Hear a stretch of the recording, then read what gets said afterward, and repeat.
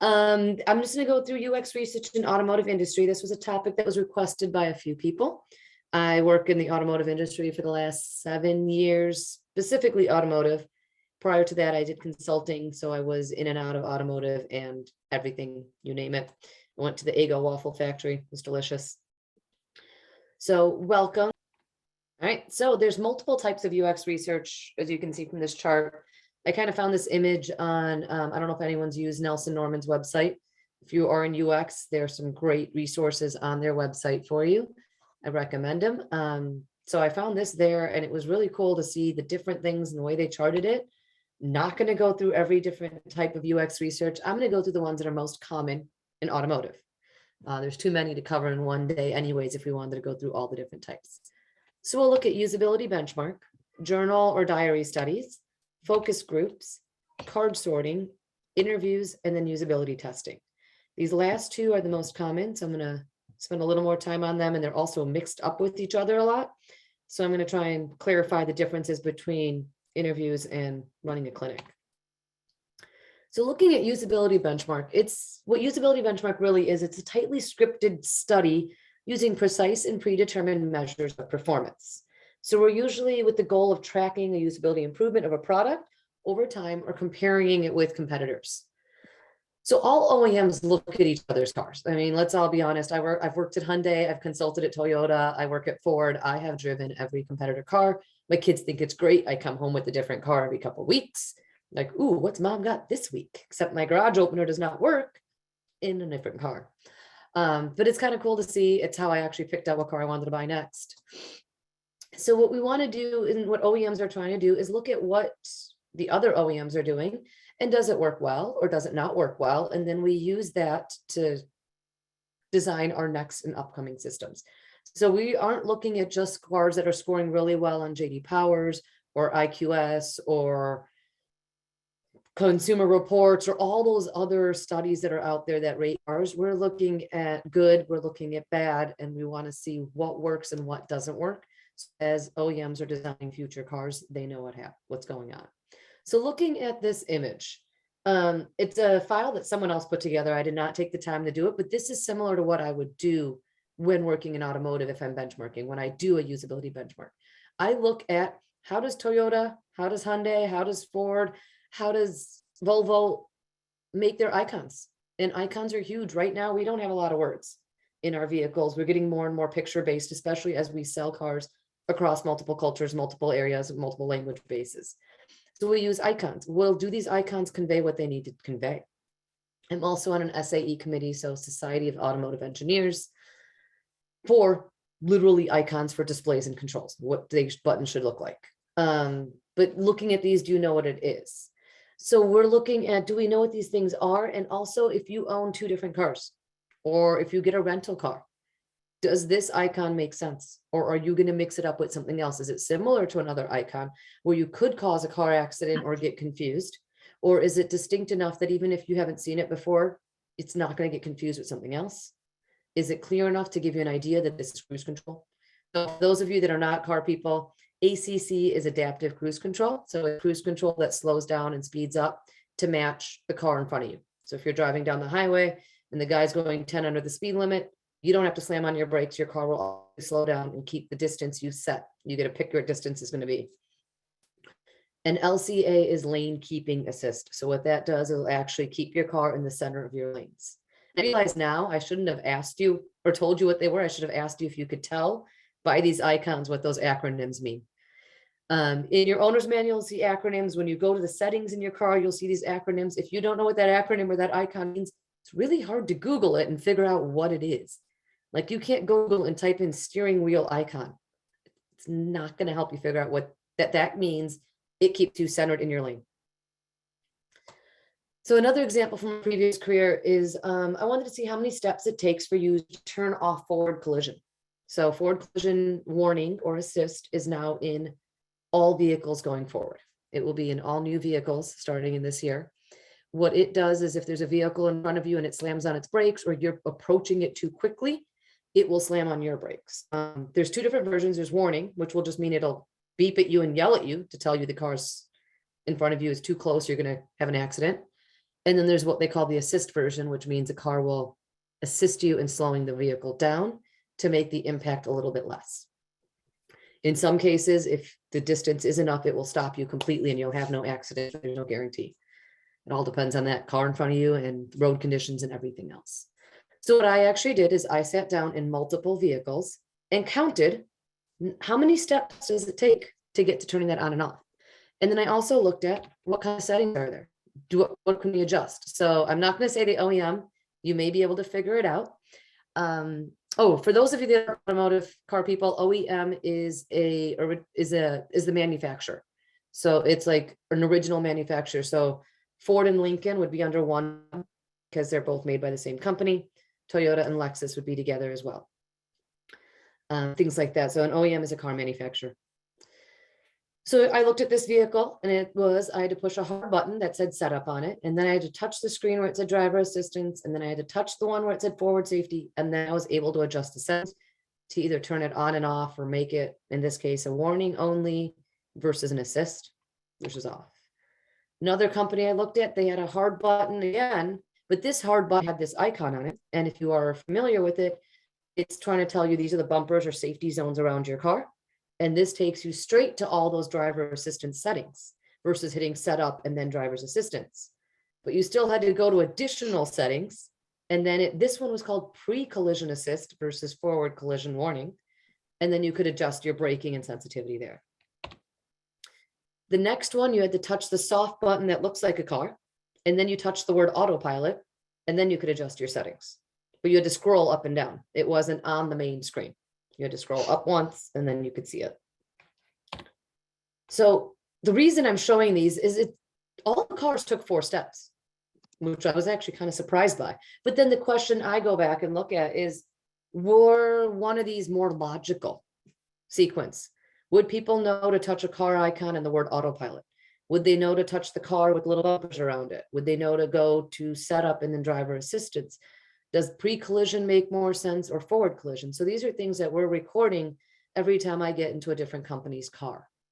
The other things I've benchmarked in the past, looking at vehicles, I've looked at how do you set a preset or a favorite station?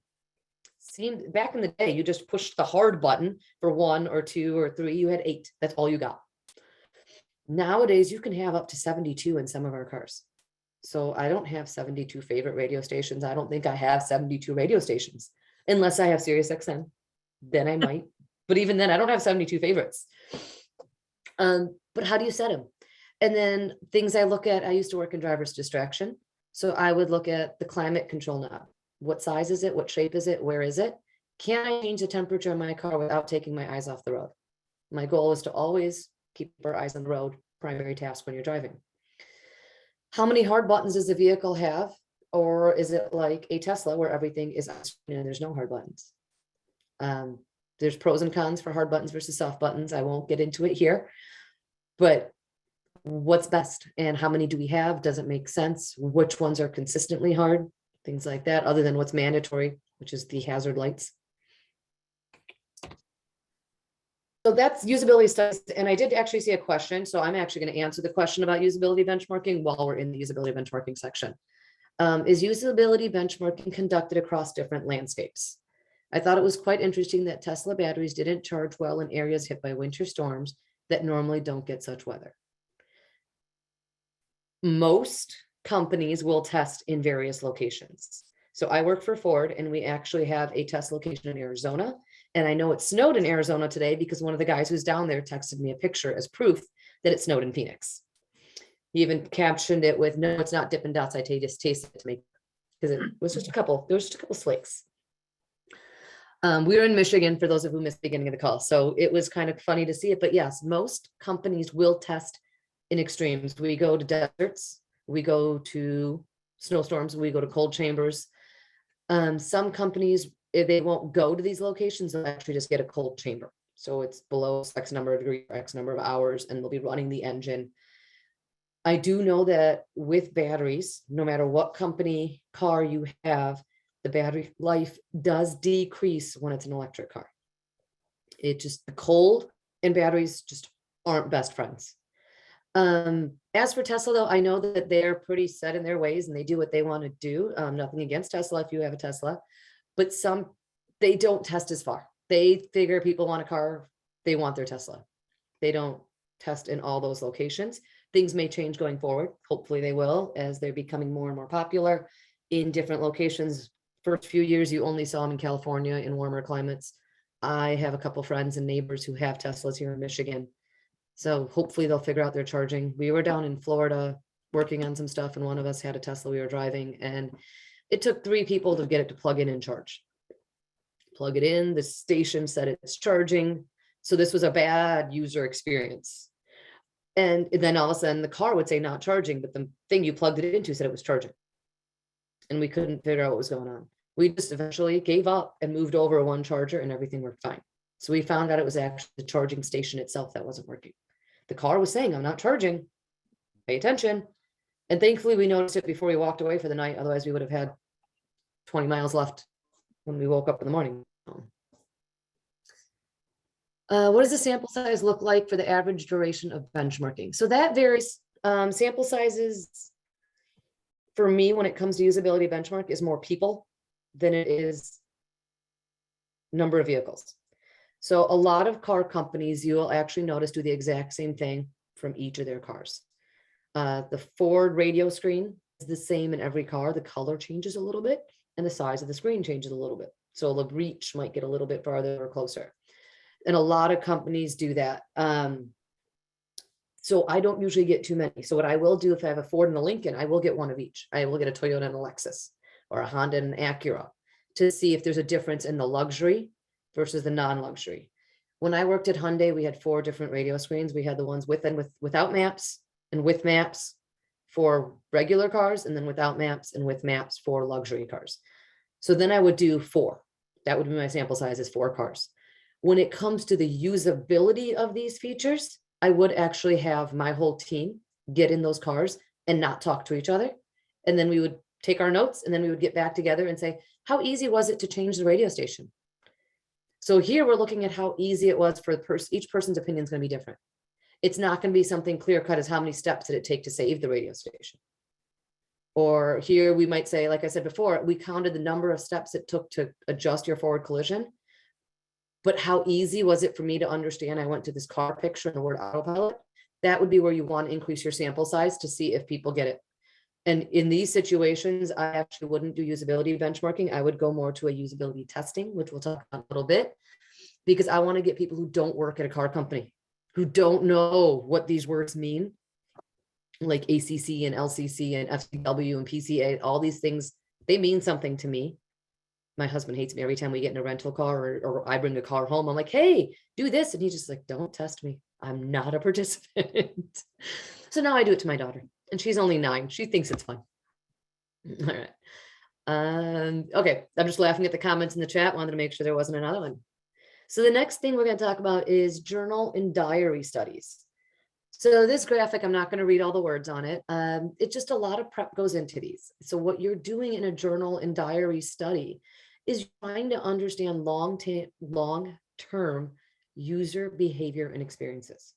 So we're using logs or diaries or journals, which is where they get their names, of a daily activity that occurs, and getting contextual insights in real time.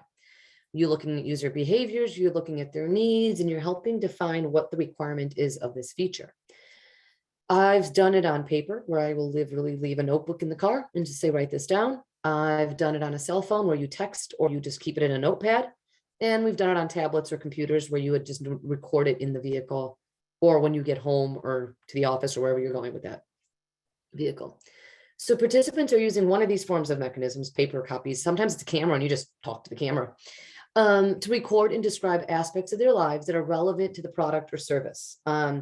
We're typically longitudinal, so it's over a longer period of time.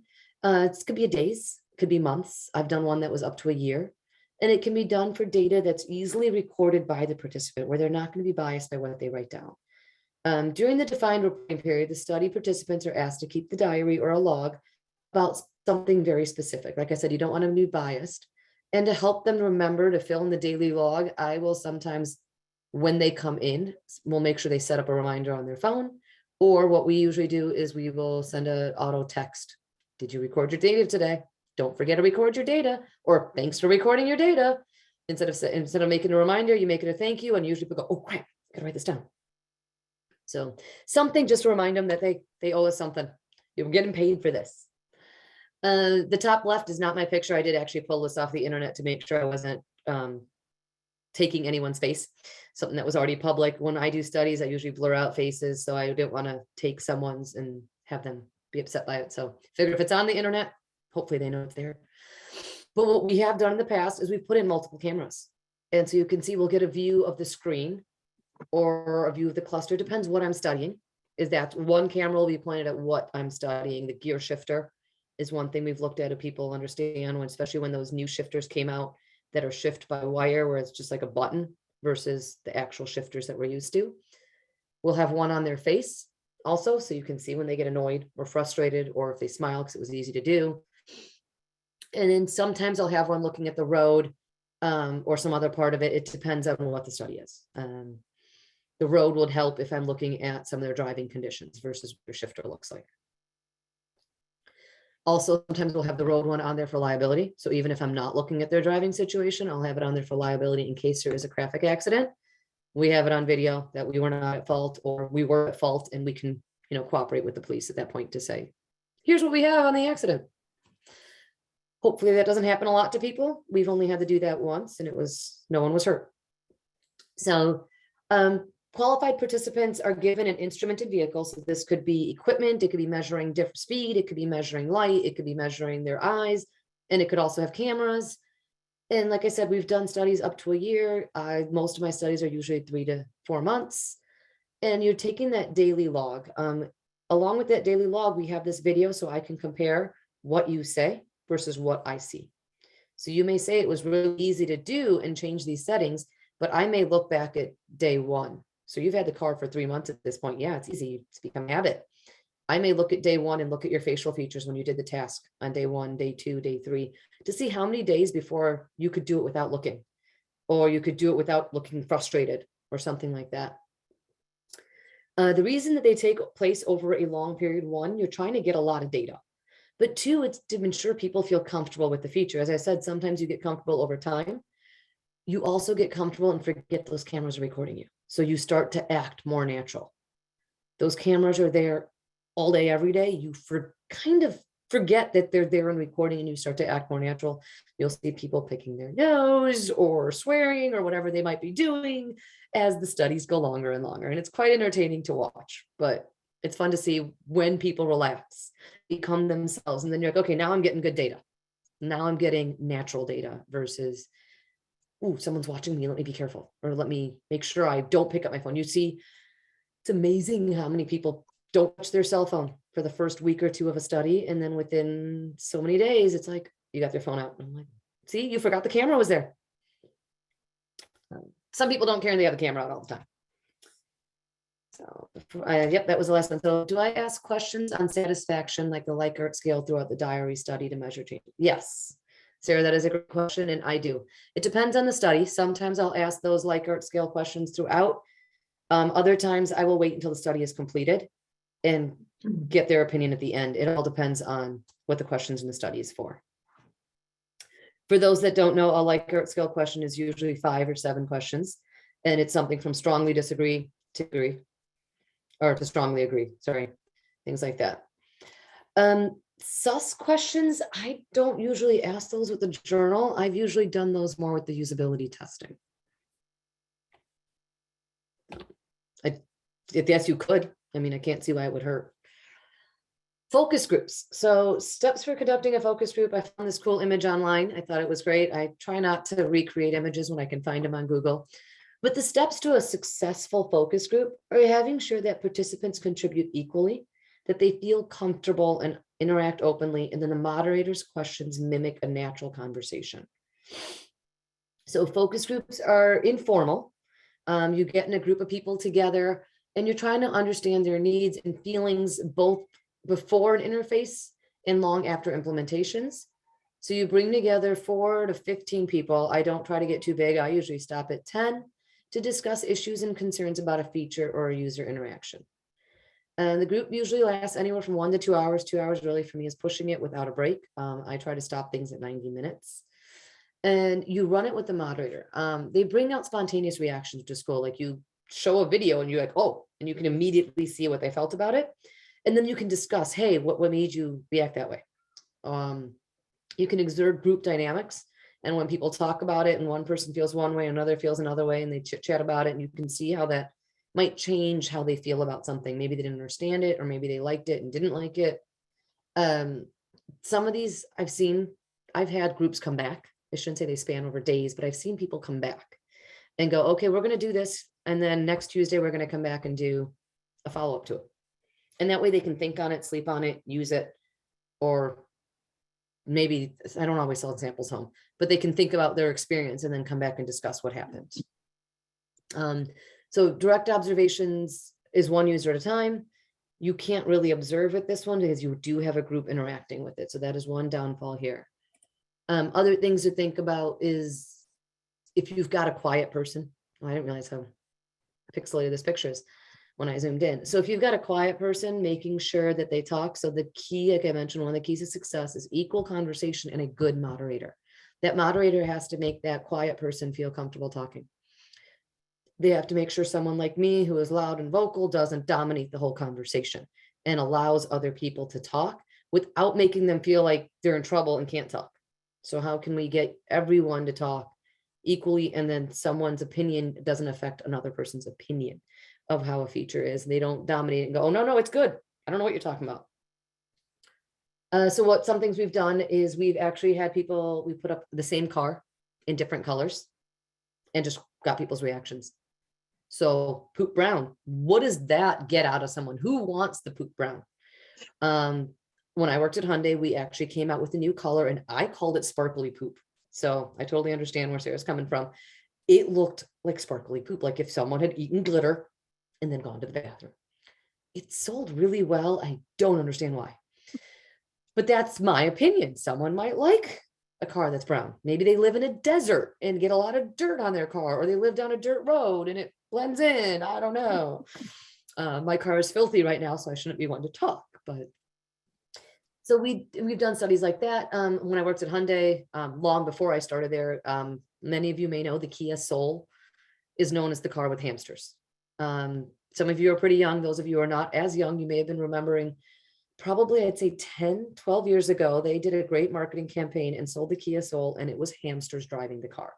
It was targeted towards the young drivers. So it was usually 16 to 25-year-olds, people who didn't have a family yet, but needed the cargo space to throw in a bike or throw in some college friends, whatever it might be. And they had done their research with focus groups to see who would drive a car like this. And that's why the marketing ended up being hamsters with boom boxes.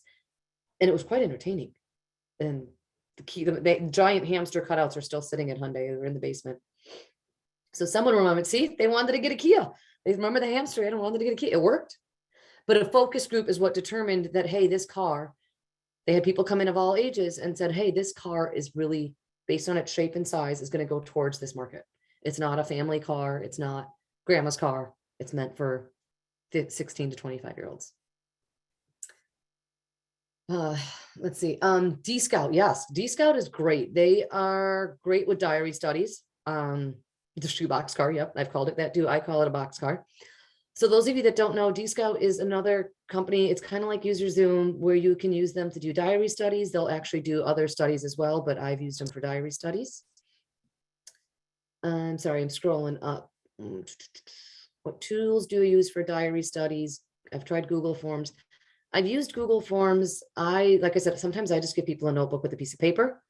I'm an Excel person, so I'll make a table in Excel and have them fill it out. I try to keep it as simple as possible. And like I said, I even will do a notepad in a phone. It takes a lot more work on my end at the end, my side in the end, but it's something that needs to be done. I'm on a call, honey. So it just depends on the person and depends on how much work you want to put into it at the end. Sorry, she wanted to come in and say goodnight. Let's see. Qualtrics I haven't used. So Leah, at the end, maybe if you want to jump in a little bit about that, that'd be great if you have some experience with them.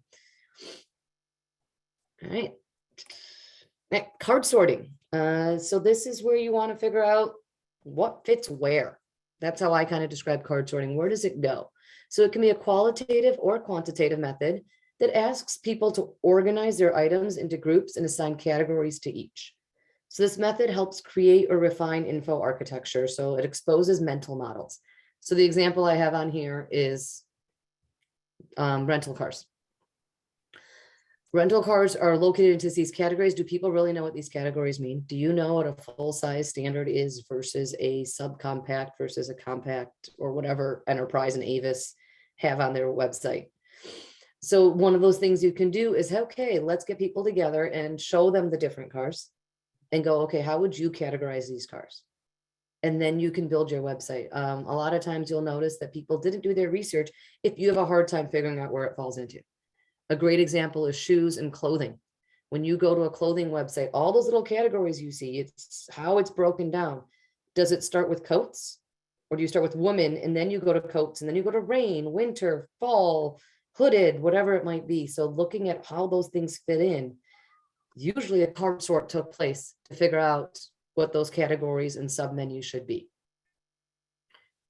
And Leah says she Googles car types, and so do I. So one of the studies I've done, and this is the only image I've created, as you can tell, because it's just boxes. I'm not a designer. One of the studies we've done, and I've done this multiple times with different cars, is where things should go. People have decided that your phone goes here, your radio goes here, the setup button goes here, what's a hard button, what's a soft button. So we've actually done it where I've given people Post-its and large poster boards hanging on a wall and said, okay, where do you want these buttons? And then once we get it a little bit refined, what I'll do is I'll actually make these into physical button, still Velcroed buttons that are the size they would be in a car. And then I'll have people come back, different people, sit in a vehicle and then Velcro these buttons where they want them to be. Do you want them on a steering wheel? Do you want them on the soft buttons, like on the touch screen? If so, then I have follow-up questions of where on the touch screen and how many steps in. Do you want them as a hard button for underneath the touch screen, above the touch screen, on the sides? Where would you want these buttons? So I will pretty much turn the whole front of the car into a piece of Velcro and just, you put the buttons where you make the most sense. Which ones do you need? So if you look at it, a lot of cars have a volume knob and have volume on the steering wheel. Many cars are going away from the volume knob and actually having volume on the, or not volume, tune knob, and going to tune on the touch screen, but you can also still tune the steering wheel. They went away from volume knobs and then they brought them back because they realized it was a big mistake. So when I was at Hyundai, they looked at getting rid of the volume knob and we just pulled out the data from Honda and said, no, they did it, they failed. And that's why usability benchmarking comes into place. When you looked at my benchmarking report from 2016, there's no volume knob, and you look at the results of how much people complained. You look at my benchmarking results from 2020, hey, there's a volume knob and the results are much better. Let's not make the same mistake someone else made. So yeah, a lot of industry work is copycats, and you'll see that not just in automotive, you'll see that across the board. You're copying what works and you're not copying what doesn't work, hopefully. So interviews versus usability, and I am pressed for time, so I'm sorry. But we've been doing questions as we go, so hopefully we won't have too many at the end. Interviews are one-on-one. You want open-ended. You want them to get them to talk. You're trying to pull teeth sometimes to get them to respond. You're looking them in the face. Usability testing, you're kind of standing back and watching them. So this would be that clinic where you may go and say, okay, set the preset. I'm going to see how you struggle. I'm going to watch you. And the problem with that is you watch them struggle and you're not allowed to help them. You want to get the real data of how long and how hard and how many steps it took them to figure out how to save a radio station or change the volume or whatever it might be. But you're focused on the design. And what I always tell users, and I remind them over and over during that one session, is think out loud. If you're not figuring it out or you are figuring it out, either way, I want you to tell me what you're doing and what's going through your head as you do it. And so you'll have people who take that literally and say, I'm walking up to the thing. I am touching this button. I am touching that. There's not too much information there. That is perfect. And then you'll have other people who just do things and are clicking over and over and are, whoa, whoa, whoa, talk to me. Tell me why you clicked there. and then why you clicked there when you didn't find what you wanted. I want to know what makes sense, because maybe our card sort failed us and we should have had that information here where you clicked first versus where you clicked third. So I'm not going to read through this, but interviews, you've got to be really good at getting people to talk. So you might have someone who's on the right or on the left. Sorry, I'm not sure if it's your right or your left, but the shorter one. And it says, hey, can you think of a time when you booked a trip? And they go, oh, Boston. Okay, I'm done. Let's go with my next question. Other times you might get someone go, I don't have a trip in mind. Well, where would you travel recently? Where did you go? Where would you want to go? Oh yeah, I went to Boston with my friends and family. So you've got to learn how to get those people to give you that information. What are they thinking? How do you get that? Interviewing takes a lot of skill. One thing I do is I teach a class on it. We train on it. We spend hours. I think I did 2 hours a day for a week straight when someone needed to be trained by the end of the next week. And then at the end of it, it's back and forth. Okay, pretend to interview me. Pretend to interview this person. And I'm going to give you honest feedback because you need to hear it. And what I also tell people to do is go watch other people interview. You will pick up on some senses of style. You'll pick up on tips and tricks on how to get people to talk without making them feel uncomfortable. And it makes a world of difference. Just watching interviews is great. Okay, so usability testing, on the other hand, is uncovering problems, discovering opportunities, learning about their preferences, their behavior. So here you've got a facilitator or participant in your tasks. Interviews, you've got a facilitator and a participant, but it's not really it's more of an interview one-on-one style versus you playing with some tasks. This is a lot of words. I know Janine shares these slides, and since we're pressed for time, I'm not going to read to you. I'm going to leave it up here for a second, but it just goes through. I found this, this is also a Nielsen Norman, so it might be easier to look at their website, but the difference between interviews and usability testing and when one works versus doesn't, and what stage of design you might want to use them for. All right, so that's the most common ones. So we talk about what's best. Which one of those studies and types of studies is best for automotive? All. As you can see, I have examples of where I've used all of them, and I will plan on continuing to use all of them. It all depends on what I'm trying to figure out, as well as what stage of research I'm in. I may do a card sort, and then I may get in a car and do a usability test. I will do a benchmark before I do that card sort or a focus group. And so depending on what stage of research I'm in, I will use any and all of those methods. It also depends on what my budget is. And I know many of you that have worked at an industry of any sort will know that budget is usually one of your first things you look at before you look at how many participants you can have, or where am I doing this testing. I usually pick testing locations where it has my target market. So if I am testing a Lincoln, back when Lincoln made sedans, I would go where there's an older population, because most sedan Lincoln drivers were between the ages of 50 and 75. If I was testing a Kia Soul, I'd be going to more college campus-like areas or hipper towns like LA or New York, where you've got younger populations, but I wouldn't go into the city itself because there's not a lot of drivers. When I lived in DC, I saw my car every few months because I felt the need to check on it. Just like, I forget who it was it Vanya, who just got a car and doesn't drive anywhere because LA traffic is a nightmare. All right, so I think I've got 7 minutes for some questions. I just want to talk about some future topics. People have requested talking to an HR recruiter about what to put on their LinkedIn, especially coming from a freelance side point of view. So I'm working with a recruiter. I'm trying to work on scheduling a date with her that works for her. But other topics we've talked about, I haven't seen so much interest. Some work-life balance, freelancing with the family, working from home. So Janine is going to pop in a link to the chat that will give you an option to do a survey. You can review me. I would really appreciate some honest feedback about how I did today, about the topic. Was it useful? Was it not? As well as what you would like to see in the future to get you guys to come back. And this may be me talking, or it may be one of our other board members or one of our other presenters. We just want to get some ideas of what we can do to help everyone out there. She also put in the UX Guild information again as well. All right, I'm going to go through questions. Feel free to come off mute, and until you do, I'm going to read the ones that are on here in the next 5 minutes. I can talk fast. I don't know if you guys have noticed. How frequently are freelance UX research opportunities in the automotive industry?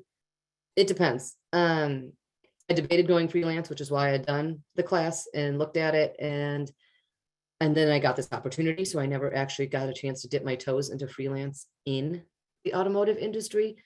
A lot of my past coworkers do freelance, and they actually freelance for the company they retired from. So many people retire from it and then come back as a consultant. They already know how everything works here. I don't know any other easy opportunities to get in there. If I figure them out, I'll let you know, and maybe we can all go into it. How do you make the decision on card sorting when there's a lot of double labeled, etc.? Some users, for example, some users think cruise control should be both on the wheel and monitor. So in that situation, what we do is we look at how many people and how many people actually want it in both. And then we also look at the feasibility. Sometimes it's not, depending on how quickly the two different locations talk to each other, how the wire harnesses work and the communication, you may not be able to react. The car may not be able to react fast enough if a person turns it on here and off here. Will it happen really quickly? So cruise control is one of those examples where it can only be in one spot. Your car can't talk to each other fast. For its volume, there might be a slight glitch and pause, and no one's going to notice and no one's going to care. Whereas something that involves braking or speeding, you're gonna care if there's a fraction of a second of a delay.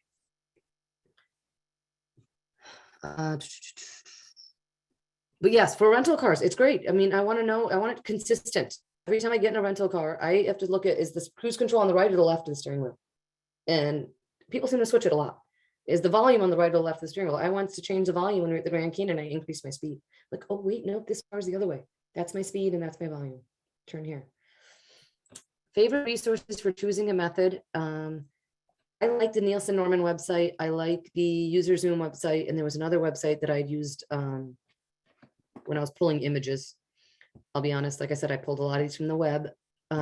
There's some great resources out there. I have a lot of internal resources from past people who worked there and have put together great websites and PowerPoints of, this is when you want to do this. This is a great resource for this. Any advice for solo researchers who have to work across departments? Communication. Like it's hard working when one department doesn't talk to another department. You've got to be that person that is communicating user A's needs with user B's needs, or I should say department A with department B. You've got to be the one that's doing that communication for them, because especially at a larger company, this department doesn't talk to this department all the time. And if you've been hired by either department, but you know they work together, your job is to communicate. And I still have that being internal to Ford. I've got the people that design the feature, and then I've got the customer experience team. And they don't always talk to each other about the capabilities. Like, that's how I know that cruise control can only be in one spot. You need to talk to each other. And sometimes that's my job of, hey, so I actually set up a weekly meeting called the Research Council. And we just have everybody come every week to go, hey, what's going on in your department? Let's talk. And then it just ends up being an open discussion. Any other questions? Did I get them all? All right, and this is on a recording that you can play at a slower speed later if I went too fast, especially at the end. I apologize. If my contact information isn't already out there, Janine has it. I think she already puts it on there, but it's on LinkedIn. I'm on LinkedIn with everyone else. So reach out, ask questions. I'd be glad to discuss anything you have questions on that I either just highly glanced on or didn't spend a lot of time on. I did skip a little bit of info that I wanted to talk about on the interviews and clinics. So if you have questions, come find me. I'm glad to chit chat. Just a comment about one of the other links that I put in. I did link our YouTube channel where we have recordings of all of our previous sessions. So that's a great place to look to see just the broad spectrum of things that we offer at the Guild. And there's always something coming up. It's more than once a month. So look at the UX Guild's website to see what else there's coming. This session will be on that YouTube channel as well in a couple of weeks, maybe sooner, but we got to see what Janine's free time looks like in her schedule. No pressure. So, well, thank you all for hanging out with me. I know it's a Monday evening for many of us. Some of us have not even eaten dinner yet, I'm guessing, on the West Coast. So please grab something. And the rest of you, enjoy your night.